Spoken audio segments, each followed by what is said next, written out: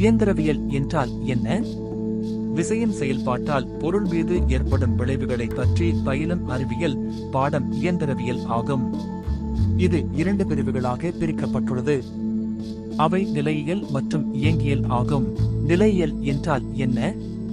விசையின் செயல்பாட்டால் ஓய்வு நிலையில் உள்ள பொருள் மீது ஏற்படும் விளைவுகளை பற்றி அறியும் அறிவியல் நிலையியல் ஆகும். இயங்கியல் என்றால் என்ன?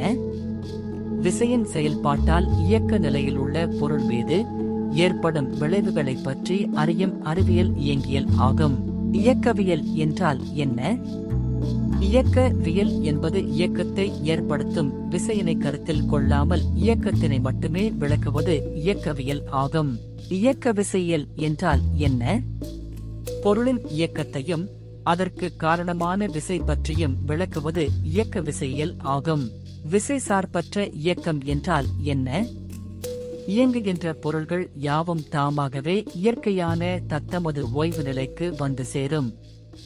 அவற்றினை ஓய்வு நிலைக்கு கொண்டுவர புறவிசை எதுவும் தேவையில்லை. இவ்வாறு இயங்கும் பொருட்களின் இயக்கத்தினை இயற்கையான இயக்கம் அல்லது விசை சார்பற்ற இயக்கம் என